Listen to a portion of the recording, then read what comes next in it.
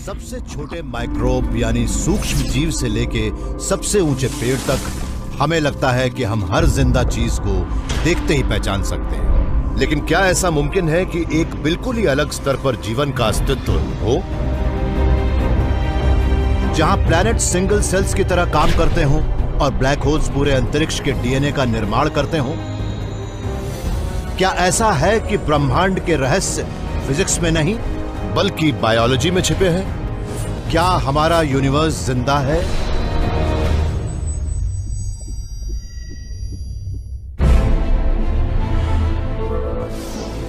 Space, समय और जिंदगी,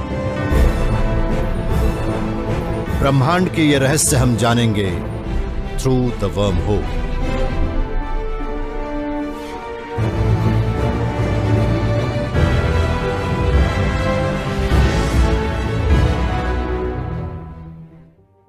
वो क्या चीज है जिससे आप और हम जिंदा हैं?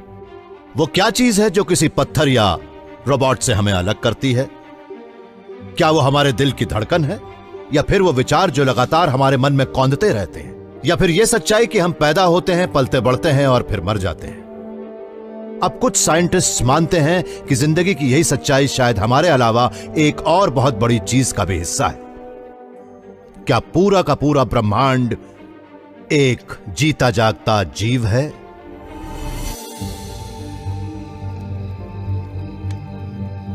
जब मैं छोटा था तब गर्मियों की रातों में अक्सर हवा में टिमटिमाते जुगनुओं को देखने में मुझे बहुत मजा आता था।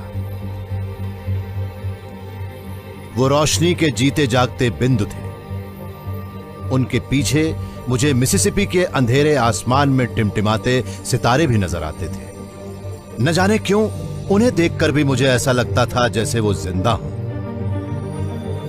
किसी ऐसे पूरे के पूरे जीव की कल्पना करना जिसमें समूचा ब्रह्मांड समाया हो, वो भी अंतरिक्ष के बड़े बड़े खाली हिस्सों समेत, तर्क की बात नहीं लगती। लेकिन इससे पहले कि आप इस आइडिया को मानने से इनकार करें, आपको अपने आप से यह सवाल करना चाहिए कि आखिर जिंदा होने का मतलब क्या होता है। सच तो यह है कि इस सवाल का कोई आसान जवाब है ही नहीं। जीवन क्या है? जीवन की कोई भी परिभाषा ऐसी नहीं है जिससे सब सहमत हो। अब जैसे कि कई लोग कहते हैं कि जिंदा चीज वो होती है जो अपने ही जैसी किसी चीज को जन्म देती हो और वक्त के साथ जिसमें धीरे धीरे बदलाव आता हो। लेकिन इस तरह देखा जाए तो ऐसी कई टेक्नोलॉजिकल मशीन्स भी हैं जो बिल्कुल अपने ही जैसी चीजों को तैयार करती हैं और वक्त के साथ जिनमें बदलाव आता है। मिसाल के तौर पर कार फैक्ट्रीज में पहले से सेट इंस्ट्रक्शंस के मुताबिक बिल्कुल एक सी कारें तैयार की जाती हैं।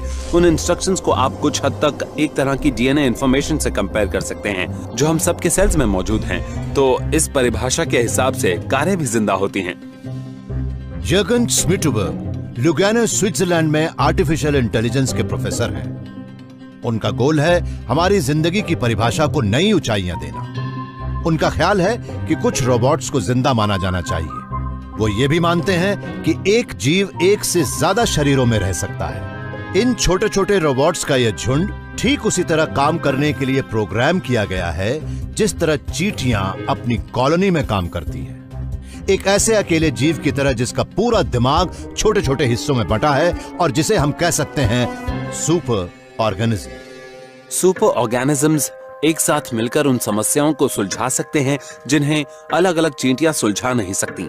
ये रोबोट्स जो आप देख रहे हैं, इन्हें नियमों के मुताबिक प्रोग्राम किया गया है और ये मिलजुल कर ऐसी ऐसी समस्याओं को सुलझा सकते हैं जिन्हें सुलझाना किसी एक अकेले रोबोट के बस की बात नहीं है।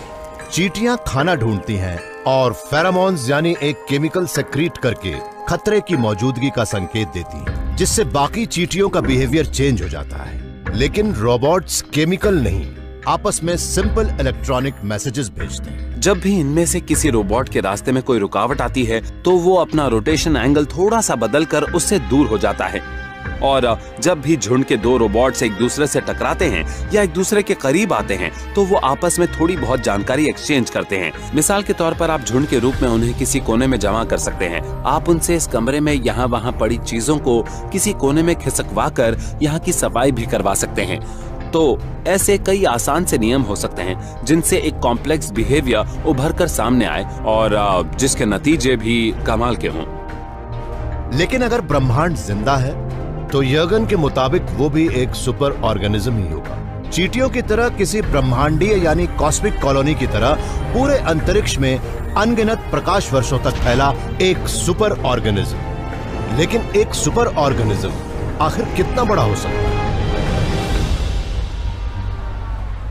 प्रोफेसर जेफरी वेस्ट सेंटा फे इंस्टीट्यूट के एक जाने माने पार्टिकल फिजिसिस्ट हैं। उनका मानना है कि बड़े बड़े जीव तो हमारे चारों तरफ मौजूद हैं, बल्कि हम में से ज्यादातर लोग तो उनके अंदर ही रहते हैं। मेरे ख्याल से जिंदगी की एक सबसे बड़ी खासियत है इसका कॉम्प्लेक्स सिस्टम, जिसका मतलब है कि ये अनगिनत हिस्सों से बनी हुई है, लेकिन उसका सबसे महत्वपूर्ण हिस्सा हमारे मेटाबॉलिज्म में है और जिसके सिस्टम को चलाने के लिए हम एनर्जी रिसोर्सेज का इस्तेमाल करते हैं। और यही चीज हम अपने शहरों में भी देख सकते हैं। जिस तरह एक जीव, जिसमें हम भी शामिल हैं, उसका शरीर सेल्स, बोन्स और ब्लड वेसल से मिलकर बना है, वैसे ही लॉस एंजलिस शहर जैसा एक सुपर ऑर्गेनिज्म लोगों, हाईवेज और बिजली के खंभों से मिलकर बना है। और जैसे कि किसी भी जीव में एनर्जी फ्लो होती है, उसी तरह एक शहर में भी एनर्जी फ्लो होती है। शहरों की कई बातें जीवों जैसी ही होती हैं। उनमें भी जीवों की तरह स्ट्रक्चर्स का नेटवर्क रहता है। उनमें एक फ्लो होता है। जिस तरह शहरों को चलाने के लिए इंसानों और ऑटोमोबाइल से लेकर इलेक्ट्रिसिटी और दूसरे रिसोर्सेज होते हैं, उसी तरह हमारे शरीर में सर्कुलेटरी सिस्टम और रेस्पिरेटरी सिस्टम वगैरह होते हैं।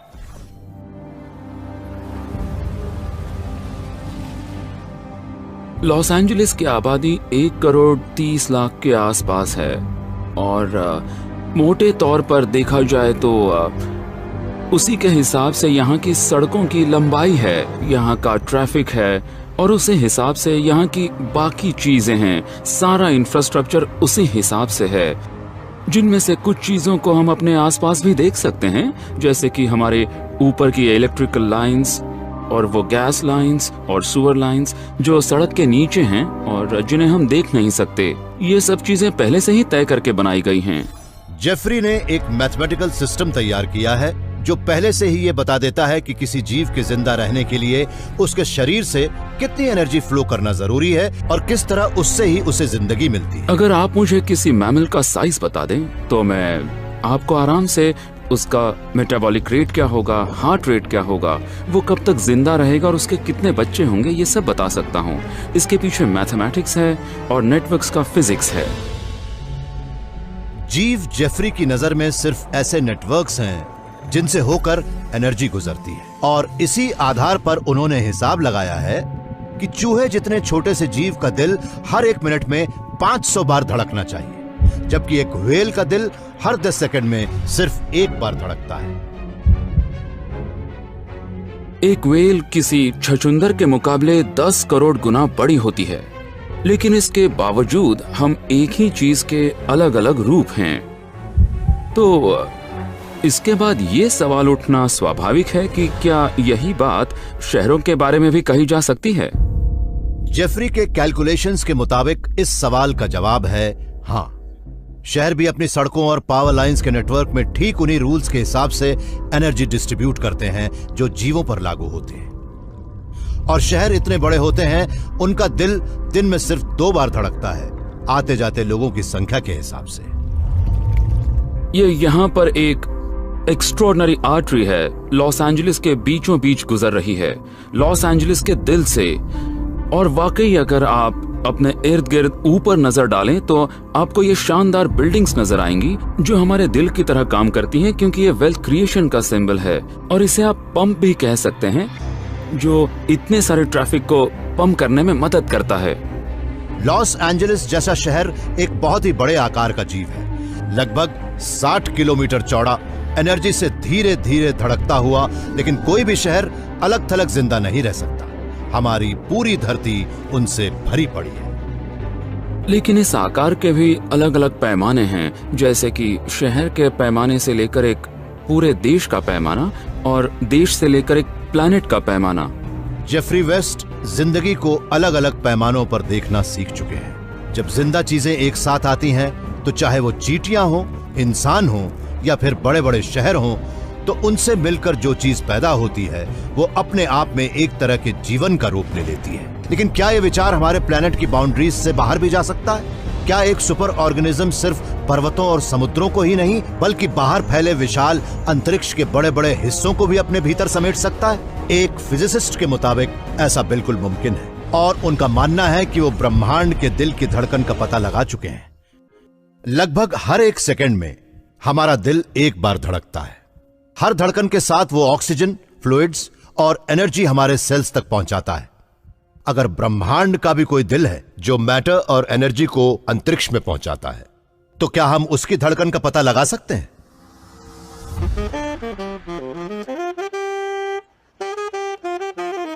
स्टीफन अलेक्जेंडर का जन्म ट्रिनिडाड में हुआ था और वो ब्रॉन्क्स में पले बढ़े। एक सैक्सोफोनिस्ट की हैसियत से उन्होंने उस मेलोडी को ढूंढना सीख लिया जो जैज रेफ्रेन यानी जैज संगीत के मुखड़े के उल्टे पुल्टे नोट्स में छिपी होती है। और स्टीफन का मानना है कि अब वो थियोरेटिकल फिजिक्स के जरिए ब्रह्मांड की बुनियादी बीट को सुनना सीख रहे हैं। ये कमाल की सोच है कि पूरा ब्रह्मांड ही अपने आप में एक जीव हो सकता है। मतलब बायोलॉजी में भी साइंटिस्ट्स जीवन की परिभाषा तय करने और उसका ओरिजिन जानने में लगे हुए हैं। लेकिन ऐसे कुछ एक्सपेरिमेंट किए जाने चाहिए जिनसे कुछ ऐसे पैटर्न्स पता लगाने की कोशिश की जाए जो किसी जीव के फंक्शंस को दिखाते हैं।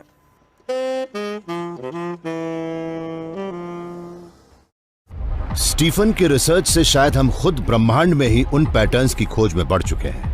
हालांकि ज्यादातर कॉस्मोलॉजिस्ट्स का मानना है कि हमारे ब्रह्मांड की रचना एक जोरदार धमाके के साथ हुई थी जिसे बिग बैंग कहते हैं। लेकिन स्टीफन का मानना है कि दरअसल वो बिग बैंग नहीं बल्कि बिग बाउंस था, यानी जोर से उछलना। अगर आसान शब्दों में कहें तो बिग बाउंस मॉडल एक पहले वाले ब्रह्मांड का मॉडल है। असल में हमारे इस ब्रह्मांड में पहले भी एक और ब्रह्मांड था जो खत्म हो गया और लुढ़क कर लगातार फैलते हुए एक ब्रह्मांड में जा गिरा, और यही वो ब्रह्मांड है जिसमें हम रहते हैं। स्टीफन की थ्योरी के मुताबिक लगातार फैलता ब्रह्मांड सिकुड़ने और फैलने की एक एंडलेस साइकिल है। ये फैलना सिकुड़ना ठीक वैसा ही है जैसे दिल का धड़कना या हाथ से छूटी गेंद का बाउंस होना। तो चलिए देखते हैं कि क्या होता है। मैं गेंद को छोड़ूंगा और ग्रेविटी उसे नीचे खींच लेगी और फिर गेंद इस तरह ऊपर नीचे बाउंस करती है। इसी तरह एक ब्रह्मांड भी ग्रेविटी के नियम के मुताबिक ऐसे ही बाउंस करेगा। वो सिकुड़ेगा और फिर बाउंस होकर फैलता चला जाएगा।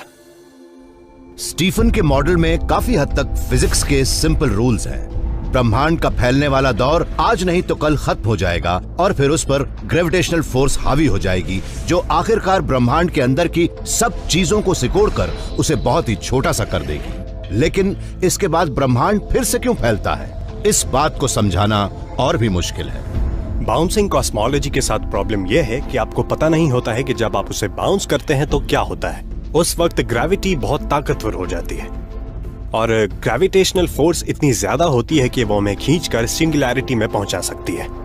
सिंगुलैरिटी वो जगह होती है जहां बहुत डेंसिटी होती है। वहां पर ग्रेविटी इतनी ज्यादा ताकतवर हो जाती है कि वो पूरे के पूरे मैटर को कुचलकर उसे सिर्फ एक बिंदु पर केंद्रित कर देती है। उससे कोई भी चीज नहीं बच पाती, और तो और लाइट तक नहीं।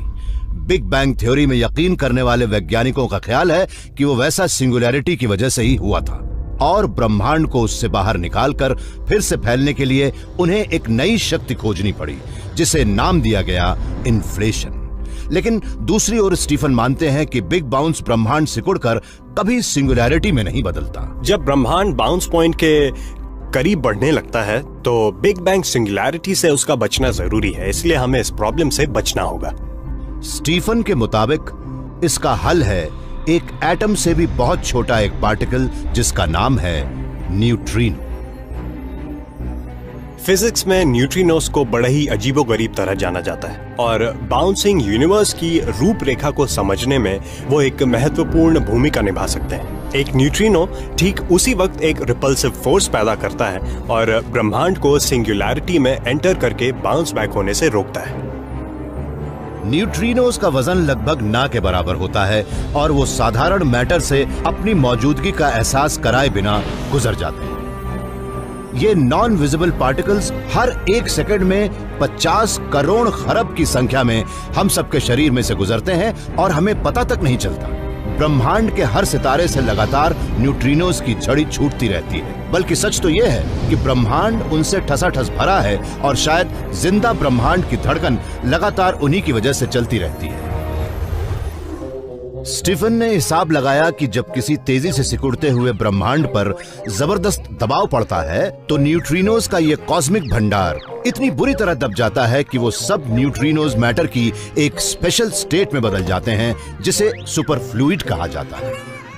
सुपरफ्लूइड स्टेट से हम सब अच्छी तरह परिचित हैं। सुपरफ्लूइड का एक उदाहरण है लिक्विड हीलियम। सुपरफ्लूइड की एक अजीबोगरीब खासियत ये होती है कि आप इसे चाहे जितना भी किसी बर्तन में बंद करने की कोशिश करें, वो बर्तन के किनारों से बाहर निकलकर बह जाएगा। उसे ये पसंद नहीं होता कि कोई उसे कैद करके रखे, और बंद न रह पाने की अपनी आदत की वजह से न्यूट्रिनोस एक तरह का विपरीत दबाव पैदा करते हैं, और उसी दबाव की वजह से ब्रह्मांड बाउंस होता है और फैलता है।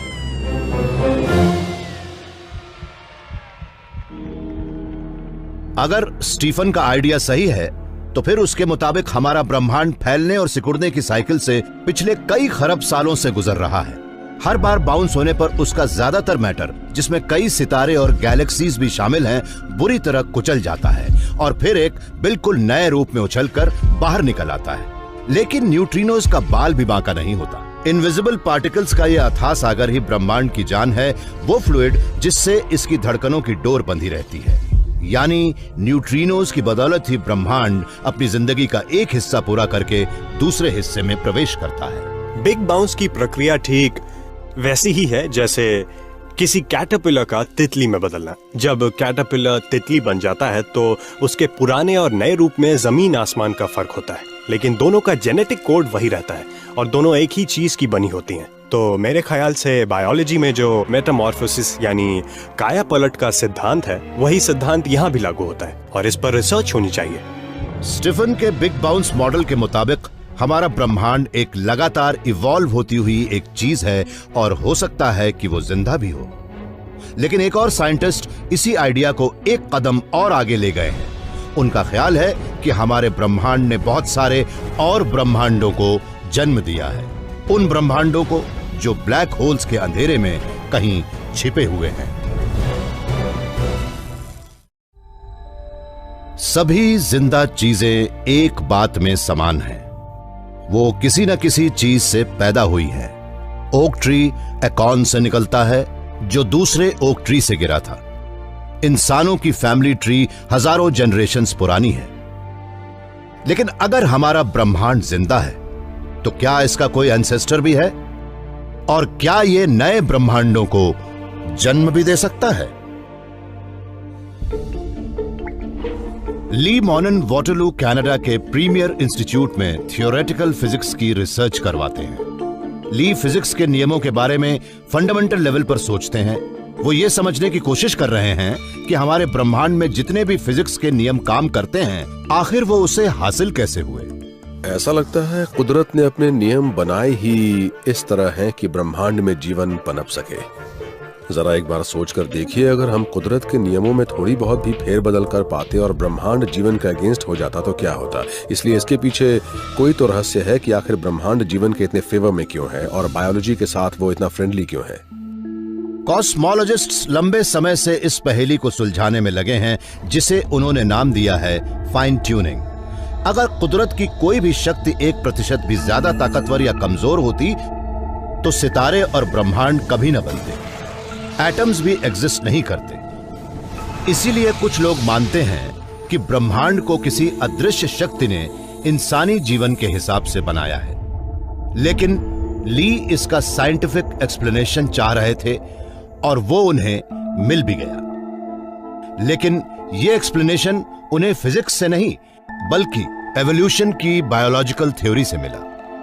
डार्विन के नेचुरल सिलेक्शन के सिद्धांत के मुताबिक जीवन की पूरी बनावट और उसकी सारी पेचीदगियां धीरे धीरे उभरती हैं। अब ये बड़ी अजीब बात है जिस पर आसानी से यकीन नहीं होता। इसे समझाने का एक पूरा तरीका है। एवोल्यूशनिस्ट्स का मानना है कि इंसानों जैसे कॉम्प्लेक्स जीव इस धरती पर अचानक प्रकट नहीं हो गए, बल्कि वो अनगिनत चरणों में धीरे धीरे छोटे मोटे सीधे सरल जीवों से इवॉल्व हुए और अपने मौजूदा रूप में पहुंचे। क्या हमारा बेहद कॉम्प्लेक्स यूनिवर्स बायोलॉजिकल एवोल्यूशन किसी कॉस्मिक वर्जन से तो डेवलप नहीं हुआ? क्या ब्रह्मांड का भी कोई इतिहास है? क्या उसके भी कोई एंसेस्टर हैं? क्या जब से ये डेवलप होना शुरू हुआ तभी से उसमें अलग अलग तरह के नियम उभरने और बनने बिगड़ने लगे थे, और फिर उसने उनमें से उन नियमों को अपना लिया जिन्होंने उसे ज्यादा अच्छी बनावट और ज्यादा पेचीदगी दी? ये बातें मैंने अपने आप से एक सवाल के रूप में पूछी, और इन सब का एक जवाब हो सकता है ब्रह्मांडीय नेचुरल सिलेक्शन। और मेरे ख्याल से ये इन सब सवालों का अब तक का सबसे बढ़िया जवाब है। लेकिन ली की कॉस्मोलॉजिकल नेचुरल सिलेक्शन थ्योरी को तभी सही माना जा सकता है जब एक ऐसी प्रक्रिया हो जिसके जरिए पूरा ब्रह्मांड रिप्रोड्यूस करे और उसमें भी वैसा ही म्यूटेशन होता है जैसा माता पिता और उनके बच्चों के बीच डीएनए करता है। तो रिप्रोड्यूस करने के लिए एक माध्यम की जरूरत है, वेरिएशंस की जरूरत है। आपको एक ऐसी चीज की जरूरत है जो अलग अलग चीजों की अलग अलग प्रॉपर्टीज निर्धारित कर सके, पुरखों से लेकर बच्चों तक को उनकी अपनी विशेषताएं दे सके, और फिर आपको सिलेक्शन की जरूरत है। तो कॉस्मोलॉजी में वो सब कौन से एलिमेंट्स हो सकते हैं? ली का मानना है कि इन सब सवालों के जवाब ब्लैक होल्स के छिपे हुए दिलों में मौजूद हैं, जहां फिजिक्स के जाने माने नियम तहस नहस हो जाते हैं और क्वांटम ग्रेविटी नाम की एक थ्योरी के अनजान नियम लागू हो जाते हैं। हमारी करंट थ्योरीज के मुताबिक जब भी कोई जायंट स्टार फटता है तो सबसे पहले उसका कोर ढहकर एक सिंगल पॉइंट तक पहुंच जाता है और वो बहुत डेंस हो जाता है।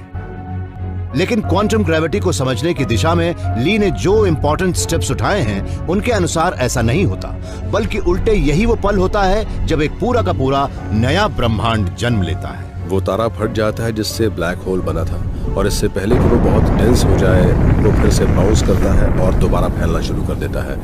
ब्लैक होल की हदों के अंदर ही स्पेस टाइम के नए रीजन्स इवॉल्व हो सकते हैं, लेकिन ये रीजन डेवलप होकर उतना ही बड़ा हो सकता है जितना हमारा ब्रह्मांड बिग बैंग के बाद हुआ था। ये नए ब्रह्मांड अपनी अपनी साइज के स्पेस टाइम के साथ हमारे ब्रह्मांड से फूटकर ब्लैक होल में पहुंचते हैं। जब ऐसा होता है तो फिजिक्स के नियम बदल जाते हैं, क्योंकि ये पूरा इवेंट बहुत वायलेंट होता है, और ऐसा इसलिए होता है ताकि बच्चों की शक्ल माता पिता से मिलती जुलती हो और उन बच्चों की शक्ल अपने माता पिता से मिलती जुलती हो, बस थोड़े बहुत फर्क के साथ। ये सब उसी तरह होता है जैसे कि बायोलॉजी में होता है। ब्रह्मांडों की अपनी आबादी होती है, वो ब्लैक होल्स के जरिए अपनी जनरेशंस को आगे बढ़ाते हैं। और अब अगर आप ये पूछें कि कौन से नियम सफल होते हैं, तो सफल नियम वो होते हैं जो सबसे ज्यादा ब्लैक होल्स वाले ब्रह्मांड बनाते हैं। तो इसलिए हर जनरेशन में ये टेंडेंसी आ जाती है कि वो ज्यादा से ज्यादा ब्लैक होल्स बनाए।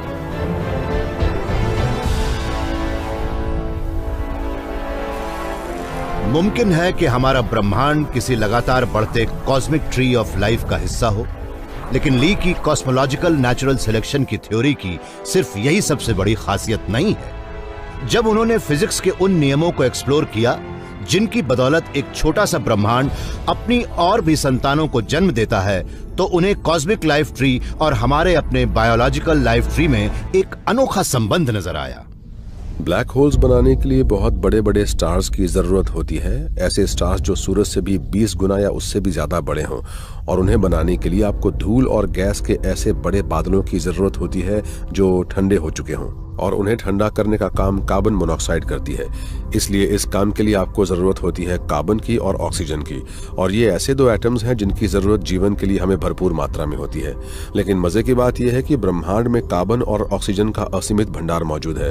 अब ब्रह्मांड इतना बायो फ्रेंडली क्यों है, तो इसका जवाब यह है कि वो उसका एक साइड इफेक्ट है, ताकि ब्रह्मांड को अपनी संतानें पैदा करने में किसी तरह की कोई दिक्कत ना आए। और ये बात मेरे दिल को छू जाती है।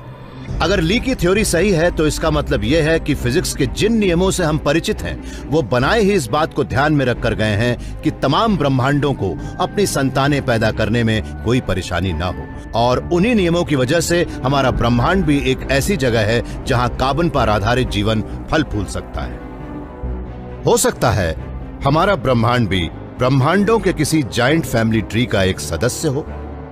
चूंकि हम अपने ब्रह्मांड से बाहर नहीं देख सकते, इसीलिए इस बात को साबित करना शायद मुश्किल हो, लेकिन एक और ऐसा तरीका है जिससे हम इस बात का पता लगा सकते हैं कि ब्रह्मांड जिंदा है या नहीं, उसके दिमाग को ढूंढ के। आखिर हम सोचते कैसे हैं? मेरे सिर में कई अरब भनभनाते हुए न्यूरॉन्स का एक जाल है। एक कंप्यूटर में इलेक्ट्रिकल पल्सेस माइक्रोस्कोपिक सर्किट्स की एक भूल भुलैया से होकर दौड़ती है। आज कुछ वैज्ञानिक एटम से कंप्यूटर्स तैयार कर रहे हैं जो क्वांटम मैकेनिक्स के नियमों के आधार पर अपना लॉजिक देते हैं। चूंकि वो नियम पूरे ब्रह्मांड पर लागू होते हैं, तो फिर वो ब्रह्मांड सोच क्यों नहीं सकता? MIT में सेथ लॉयड क्वांटम कंप्यूटिंग की अपनी अजीबोगरीब और हैरत अंगेज दुनिया में हमारा स्वागत करते हैं। ये मशीन जिस तरह से अपना सारा कैलकुलेशन करती है, उसे देख के हमें ये कहने में कोई हिचक नहीं कि एक दिन हमारे आज के कंप्यूटर्स धूल खा रहे होंगे। इस कंप्यूटर के पीछे ये आइडिया है कि एटम्स और हर सब एटॉमिक पार्टिकल सोच सकता है। हर एटम, हर एलिमेंट्री पार्टिकल्स में थोड़ी बहुत जानकारी जमा होती है, इसलिए जब इलेक्ट्रॉन्स ऐसे घूमते हैं तो वो 0 होता है। जब वो ऐसे घूमते हैं तो इसका मतलब 1 होता है। और जब भी 2 पार्टिकल्स टकराते हैं तो जानकारी छिटक के प्रोसेस हो जाती है। क्वांटम कंप्यूटर की इस पावर का रहस्य यह है कि यह एक साथ एक से ज्यादा बातें सोच सकता है। लेकिन ऐसा होता कैसे? इस बात को समझने के लिए हमें क्वांटम मैकेनिक्स के अजीबोगरीब साइंस को समझना होगा। क्वांटम मैकेनिक्स के बारे में सबसे पहले तो आपको इस बात को ध्यान में रखना चाहिए कि यह बहुत ही अजीबोगरीब है। ये एक टेक्निकल टर्म है जिसका मतलब है फंकी, सोच से अलग। इसे आप साइंस का जीनियस कह सकते हैं। आपको पता ही नहीं चलता कि क्या हो रहा है और आगे क्या होने वाला है। पिछले 100 सालों से वैज्ञानिक बहुत ही बारीकी से नेचर को स्टडी करते आ रहे हैं और उन्होंने इस बात पर गौर किया कि पार्टिकल्स असल में एक ही वक्त में एक से ज्यादा जगहों पर मौजूद हो सकते हैं। लेकिन ऐसा होता क्यों है? जहां वैज्ञानिक अब भी इस सवाल का जवाब ढूंढने के लिए स्ट्रगल कर रहे हैं, वहीं दूसरी तरफ सेथ और उनके साथियों ने क्वांटम कंप्यूटिंग के लिए इस बात को एक सच के रूप में स्वीकार कर लिया है। क्लासिकल कंप्यूटर्स और क्वांटम कंप्यूटर्स में क्या फर्क होता है, ये दिखाने के लिए अब मैं इस सोफिस्टिकेटेड लाइट ब्राइट डिवाइस का इस्तेमाल करूंगा। किसी भी कंप्यूटर में, चाहे वो क्लासिकल हो या क्वांटम हो, इस छोटे से टुकड़े को हम यहाँ से उसके एक इलेक्ट्रॉन के रूप में ले रहे हैं। अब किसी भी क्लासिकल कंप्यूटर में कोई इलेक्ट्रॉन या तो यहाँ होगा यानी 0, या फिर यहाँ यानी 1, पर वो एक ही वक्त में 0 और 1 बिल्कुल नहीं होगा। लेकिन क्वांटम कंप्यूटर में इलेक्ट्रॉन्स बड़े मजे से एक ही वक्त में 0 भी हो सकते हैं और 1 भी। चलिए अब देखते हैं कि इससे कंप्यूटेशन पर क्या फर्क पड़ता है। मान लीजिए कि यहाँ वाला इलेक्ट्रॉन कहता है कि चलो ऐसा करते हैं, हम बाकी के टुकड़ों से कहते हैं कि कोई खूबसूरत पैटर्न बनाए, और फिर हम देखते हैं यहाँ का सिर्फ एक ही टुकड़ा एक ही वक्त में ये और वो काम एक साथ नहीं कर रहा, बल्कि यहाँ के बहुत सारे टुकड़े एक ही वक्त में ये और वो दोनों काम कर रहे हैं। यानी क्वांटम कंप्यूटर एक बड़े ही फंकी क्वांटम सेंस के साथ एक वक्त में 2 कंप्यूटेशंस कर रहा है। और हाँ, ऐसा करते वक्त रुकने की जरूरत नहीं है। क्वांटम कंप्यूटर बड़े मजे से एक ही वक्त में 100, 1000, लाख, करोड़ या चाहे जितने काम कर सकता है, क्योंकि वो ब्रह्मांड के बुनियादी टुकड़ों से बना है। जितने ज्यादा काम होंगे उतना ही अच्छा। क्वांटम टुकड़ों का यह ऑर्डर्ड रीअरेंजमेंट किसी असली उपकरण में काम कर सके, इसीलिए सेथ पिछले 20 सालों से उस पर काम कर रहे हैं। एक ऐसा उपकरण जो असली कैलकुलेशन कर सके। इस क्वांटम कंप्यूटर के दिल को लिक्विड हीलियम की मदद से बेहद ठंडा रखा जाता है और यह दिल बना होता है एक नन्हे से सुपर कंडक्टिंग इलेक्ट्रिकल सर्किट से, जिसे क्यूबिट कहते हैं। ये क्यूबिट बहुत ही छोटा सा होता है और एक छोटी सी गोल्ड डिब्बी में फिट रहता है, इस तरह की।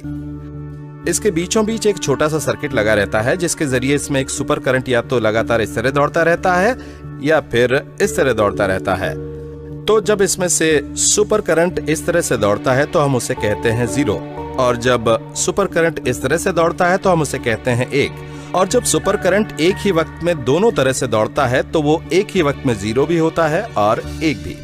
आप यहाँ पहले इस बेहद महंगे उपकरण का जो ये डिजाइन देख रहे हैं, इससे माइक्रोवेव सिग्नल्स भेजकर क्यूबिट से बातचीत करने, उससे गुदगुदाने और उसकी मालिश करने के लिए बनाया गया है। आप कह सकते हैं कि एक क्वांटम मैकेनिकल इंजीनियर के रूप में मेरा काम किसी क्वांटम एटॉमिक मालिश वाले की तरह है। यूं कहिए हम इन मॉलिक्यूल्स की तरह तरह से मालिश करते हैं, और अगर आप सही ढंग से मॉलिक्यूल की मालिश करें तो उनकी उछल कूद शुरू हो जाती है, जिससे आप बखूबी कंप्यूटेशन कर सकते हैं। क्योंकि जब मॉलिक्यूल को आराम मिलता है तो वो कहता है वाह कितना अच्छा लग रहा है। वो कहता ओह, अगर आप चाहते हैं कि मैं 3 या 5 बार मल्टीप्लाई करूँ तो मैं जरूर करूंगा। क्वांटम कंप्यूटिंग अब भी अपनी बिल्कुल इनिशियल स्टेज में है, बल्कि सेथ की मशीन ने अब तक जो भी सबसे मुश्किल कंप्यूटेशन किया है वो है 5 को 3 बार गुणा करना। पर सेथ का तर्क है कि उनका कंप्यूटर यह साबित करता है कि सब एटॉमिक पार्टिकल्स वाकई सोच सकते हैं, और अगर ऐसा है तो फिर हमारा ब्रह्मांड भी एक तरह का क्वांटम कंप्यूटर होना चाहिए, क्योंकि वो पूरा का पूरा बना ही इन पार्टिकल से है। हम जो कुछ भी देखते हैं और हमारे इर्द गिर्द जो कुछ भी हो रहा है वो उस पूरी इंफॉर्मेशन यानी जानकारी को माइक्रोस्कोपिक लेवल पर प्रोसेस और स्टोर करके रखता है। और अगर ब्रह्मांड इंफॉर्मेशन को प्रोसेस कर रहा है तो इसका मतलब वो सोचता भी होगा और जिंदा भी होगा। ब्रह्मांड सिर्फ जिंदा ही नहीं है, बल्कि उसमें तो पूरी जिंदगी समाई हुई है। ये वो सब काम करता है जो सारी जिंदा चीजें करती हैं। ये इंफॉर्मेशन प्रोसेस करता है, एनर्जी ट्रांसपोर्ट करता है। इसके अलग अलग हिस्से एक दूसरे के साथ संतान पैदा कर सकते हैं। लेकिन एज ए होल ब्रह्मांड बहुत कुछ ऐसा कर सकता है जो दूसरी जिंदा चीजें नहीं कर सकती। इंसानी दिमाग 1 सेकंड में लगभग 10 टू द पावर 16 यानी 100 करोड़ या 1 अरब कंप्यूटेशंस कर सकता है। सेथ का मानना है कि इतने ही समय में ब्रह्मांड लगभग 10 टू द पावर 106 कंप्यूटेशंस कर सकता है, जिसका मतलब है ब्रह्मांड हम सबसे इतना ज्यादा तेज है जिसके बारे में हम सोच भी नहीं सकते। अगर ब्रह्मांड किसी जायंट क्वांटम कंप्यूटर की तरह काम करता है, जो कि ये है भी, तो फिर ये ऐसे ऐसे कामों को अंजाम दे सकता है जिसकी हम कल्पना तक नहीं कर सकते। स्टार्स और प्लैनेट्स के फॉर्मेशन से लेकर लाइफ के एवोल्यूशन तक ये ऐसा भी कुछ कर सकता है जिसे शायद हम कभी समझ ही न पाए। हो सकता है ब्रह्मांड से बुद्धिमान और कोई जीव ही ना हो, लेकिन अगर ब्रह्मांड वाकई किसी क्वांटम कंप्यूटर की तरह सोचता है तो फिर यर्गन श्मिटयूबर अगला वाजिब कदम उठाने के लिए तैयार हैं, और वो है उसका मन पढ़ना। अब कुछ वैज्ञानिकों का मानना है कि हमारा ब्रह्मांड एक बहुत बड़ा क्वांटम कंप्यूटर है। इतने बड़े पैमाने पर इंफॉर्मेशन प्रोसेस करता है कि उसके सामने इंसान की सोचने की शक्ति कुछ नहीं। लेकिन अगर ऐसा है तो क्या यह मुमकिन है कि उसने अब तक जो भी कंप्यूट किया है हम उसका पता लगा सकें और उसके मन में झांक कर देख सकें? पिछली कई सेंचुरीज से न्यूटन और आइंस्टाइन जैसे महान साइंटिस्ट ब्रह्मांड के फिजिकल लॉज को खोजने की कोशिश करते आए हैं, लेकिन पूरे ब्रह्मांड को एक बहुत बड़े कंप्यूटर के रूप में देखने पर हमारे सामने उसे समझने का एक बिल्कुल नया रास्ता खुल गया है। उधर वापस स्विस आर्टिफिशियल इंटेलिजेंस लैब में यर्गन श्मिटयूबर न सिर्फ स्वॉर्म रोबोट्स के पूरे झुंड को छोड़ने की तैयारी कर रहे हैं, बल्कि उनका एक बहुत ही एम्बिशियस एजेंडा है। वो एक कंप्यूटर में पूरे ब्रह्मांड को रिक्रिएट करना चाहते हैं। कहीं ऐसा तो नहीं कि हमारा पूरा ब्रह्मांड और हम अपने इर्द गिर्द जो कुछ भी देख रहे हैं कुछ सीधे साधे नियमों के मुताबिक चल रहा है? फिजिक्स के उन्हीं नियमों के मुताबिक जिनसे वैसे तो काफी हद तक हम परिचित हैं, लेकिन जो असल में शायद महज प्रोग्राम लाइंस हो और हमारा पूरा का पूरा ब्रह्मांड सिर्फ एक बहुत बड़ा वीडियो गेम हो। यर्गन का मानना है कि भले ही हमारे वीडियो गेम यूनिवर्स का साइज बहुत बड़ा हो, लेकिन ये कोई जरूरी नहीं कि जिस प्रोग्राम से ये बना है वो बहुत पेचीदा हो। जैसे आर्ट में सिर्फ कुछ बेसिक कर्व्स के आधार पर एक बहुत ही कॉम्प्लेक्स पैटर्न तैयार किया जा सकता है। अब जैसे कि इस पैटर्न को बनाने के लिए एक बहुत ही मामूली छोटे से प्रोग्राम का इस्तेमाल किया गया है, लेकिन इसे बार बार इस्तेमाल करके मैं इस पैटर्न को थोड़ा कॉम्प्लेक्स बना सकता हूं। इस ड्राइंग की छोटी सी छोटी बारीकी को उभारने के लिए इनमें से बहुत कम सर्कल्स का इस्तेमाल किया गया है। इसका मतलब है कि अब आखिर में जो ये ड्राइंग सामने आई है इसे एक बहुत ही आसान प्रोग्राम से एनकोड किया जा सकता है, जिसे कोड के रूप में सिर्फ 3 या 4 लाइनों में लिखा जा सकता है। पूरा का पूरा ब्रह्मांड एटम्स के एक पैटर्न से बढ़कर और कुछ नहीं है। इसलिए अगर हमें कोई ऐसा आसान प्रोग्राम मिल जाए जो कि ब्रह्मांड के उस आकार की हूबहू नकल तैयार कर दे, तो यर्गन के मुताबिक हम अपने ब्रह्मांड के पूरे फिजिक्स और उसके अब तक के इतिहास को बड़ी आसानी से समझ सकते हैं। तो अगर हमारे पास वो छोटा सा प्रोग्राम होता जो इस ब्रह्मांड को कंप्यूट कर पाता, तब हम बड़े आराम से इसमें अब तक घटी हर एक घटना को दोहरा के देख सकते थे। खास तौर से तब हम ये पता कर सकते थे कि बिग बैंग के दौरान और उसके बाद असल में हुआ क्या था। पर जैसा कि आप समझ ही सकते हैं, ये कोई छोटा मोटा प्रोजेक्ट नहीं है। क्योंकि अपने लिखे किसी भी प्रोग्राम को टेस्ट करने के लिए आपको उसके कैलकुलेशंस कुछ अरब सालों के कॉस्मिक टाइम तक करने पड़ेंगे। उसके आधार पर ब्रह्मांड की जो भी नकल तैयार होगी, तब उसकी शक्ल आपको हमारे ब्रह्मांड की शक्ल से मिलाकर देखनी पड़ेगी। लेकिन सबसे बड़ी प्रॉब्लम यह है कि इस कोड को चलाकर देखने के लिए हमें फिर एक बहुत बड़े कंप्यूटर की जरूरत पड़ेगी। लेकिन वो कंप्यूटर खुद ब्रह्मांड से कई गुना ज्यादा स्मार्ट होना चाहिए। इसका मतलब है कि पिछले 14 अरब सालों के दौरान ब्रह्मांड ने जो कुछ भी कंप्यूट किया है, उसे दोहराने में हमारे उस कंप्यूटर को बहुत ज्यादा लंबा समय लगेगा। लेकिन यगन इतनी आसानी से हथियार डालने वाले लोगों में से नहीं है। अब वो पूरे जोश और खरोश से कई गुना ताकतवर, तेज और होशियार मशीनें बनाने में जुट गए हैं। जब मैं 13-14 साल का था, तब मैं एक फिजिसिस्ट बनना चाहता था। लेकिन तब तक धीरे धीरे ये बात मेरी समझ में आने लगी थी कि मैं उससे भी बेहतर और बड़े काम कर सकता हूँ। तो मैंने सोचा कि क्यों ना मैं खुद ही एक फिजिसिस्ट या साइंटिस्ट तैयार कर दूं जो मेरे मुकाबले कई गुना स्मार्ट हो, और तब बाकी के सारे काम वो कर दिया करेगा। इसलिए मैं एक सबसे बढ़िया साइंटिस्ट बनाना चाहता हूँ। आज हम अपने से ज्यादा ताकतवर रोबोट्स बना सकते हैं, और जिस रफ्तार से आज हमारे कंप्यूटर्स और तेज होते जा रहे हैं, उसे देखते हुए शायद वो दिन दूर नहीं जब हम ऐसे कंप्यूटर्स बनाएंगे जो दिमागी तौर पर हमें बहुत पीछे छोड़ देंगे। एक दिन ऐसा भी आएगा जब हमारे पास रोबोट दिमाग भी मौजूद होंगे, और ऐसे कंप्यूटर्स भी जो न सिर्फ एक इंसानी दिमाग जितने तेज होंगे, बल्कि सारे इंसानी दिमागों के बराबर तेज होंगे। शायद आपको ये कल्पना से परे की बात लगे, पर मुमकिन है भविष्य में रोबोट्स का कोई झुंड ऐसा भी हो जो सिर्फ ब्रह्मांड के प्रोग्राम को ढूंढने के काम में जुटा रहे। लेकिन जरा सोचिए, अगर उन्होंने इस पहेली को सुलझा दिया तो इसका मतलब क्या होगा? अगर हमें वो शॉर्टेस्ट कोड या वो सबसे छोटा प्रोग्राम मालूम होता जो इस ब्रह्मांड को कंप्यूट करता है, तो हमें थियोरेटिकल फिजिक्स के इस सबसे अहम सवाल का जवाब मिल जाता कि आखिर ये दुनिया काम कैसे करती है। इसलिए उस प्रोग्राम से हम फिजिक्स के सारे बुनियादी सवालों के जवाब ढूंढ सकते। ब्रह्मांड फिजिक्स के जिन बुनियादी नियमों के आधार पर बना है, साइंस हजारों सालों से उन्हीं नियमों को समझने की कोशिश कर रहा है। न्यूटन और आइंस्टाइन जैसे महान वैज्ञानिकों को भी उन्हीं से इंस्पिरेशन मिली। उन्हीं की बदौलत हम अंतरिक्ष में दाखिल हो सके, और जिनीवा में किए गए लार्ज हैड्रन कोलाइडर जैसे जबरदस्त एटम स्मैशिंग प्रोजेक्ट्स का उद्देश्य भी इन्हीं नियमों को समझना है। लेकिन हो सकता है कि कंप्यूटेशन एंड रोबोटिक्स के एक्सपर्ट यर्गन श्मिट्यूबर की यह थ्योरी कि पूरा ब्रह्मांड एक जीती जागती मशीन है और उसका अपना एक दिमाग है, गलत नहीं कह रहे हैं, और आखिर में शायद यही हकीकत सामने है। या फिर ऐसा भी हो सकता है कि इस पूरी की पूरी मेहनत पर पानी फिर जाए, क्योंकि एक रेवोल्यूशनरी साइंटिस्ट ने इस बात को नहीं माना है। उसका कहना है कि हम गलत दिशा में सोच रहे हैं, हमें अपने ब्रह्मांड का दिमाग ढूंढने की कोई जरूरत ही नहीं है, और हमारा यह पूरा का पूरा ब्रह्मांड सिर्फ कल्पना के अलावा और कुछ नहीं है।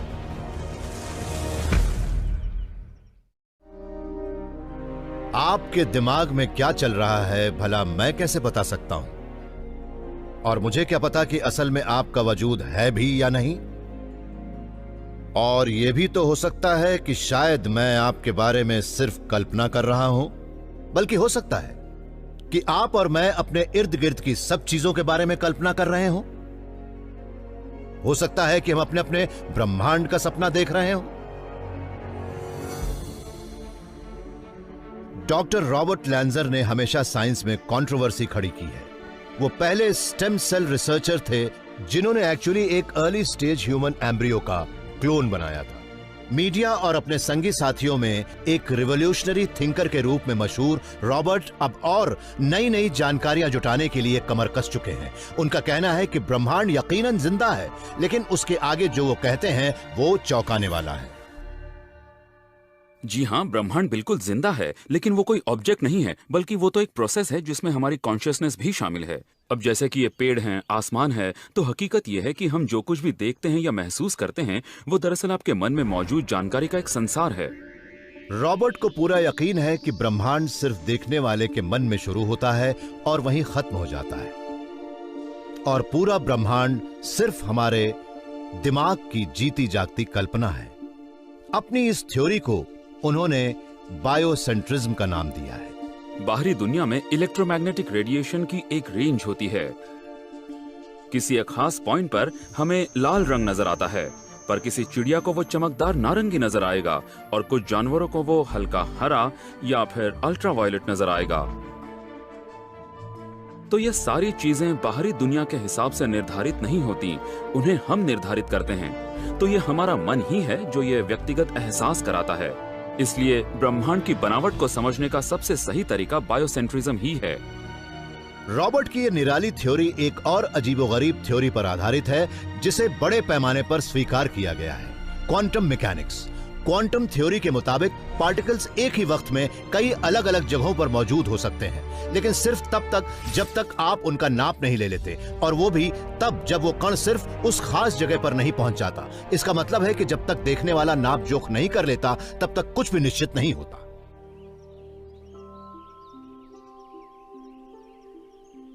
रॉबर्ट का ख्याल है कि माइक्रोस्कोपिक दुनिया के नियमों को हमें अपने रोज के एक्सपीरियंस पर भी लागू करना चाहिए।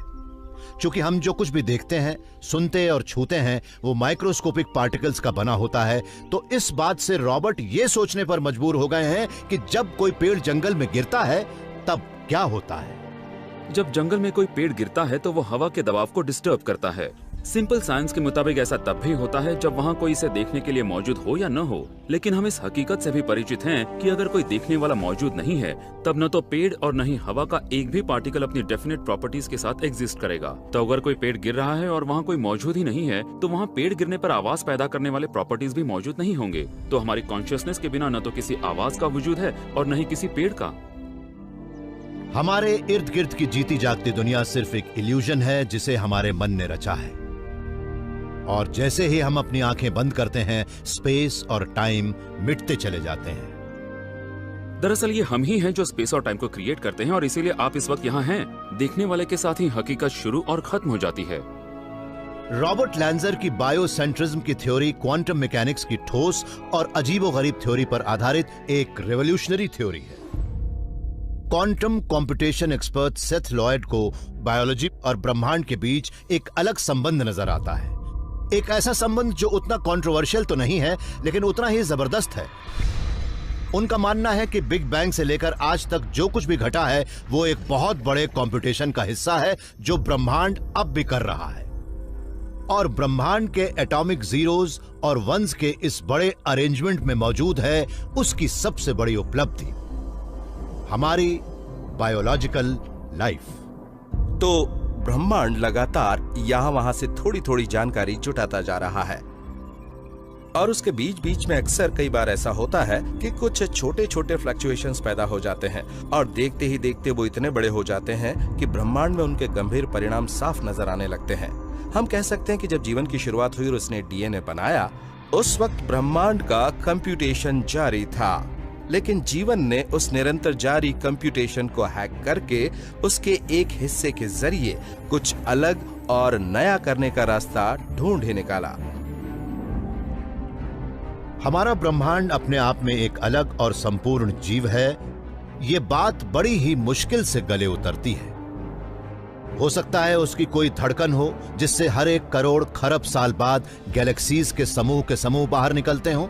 हो सकता है हम किसी और ब्रह्मांड की संतान हो और दूसरे अनगिनत ब्रह्मांडों को पैदा कर रहे हो, या फिर हो सकता है कि ब्रह्मांड कोई बहुत बड़ा कंप्यूटेशन सिस्टम हो जिसमें बायोलॉजिकल जीवन नाम का कोई कंप्यूटर वायरस हो, और हम बता सकें कि जीवन का अंश किसमें ज्यादा है, ब्रह्मांड में या हम में।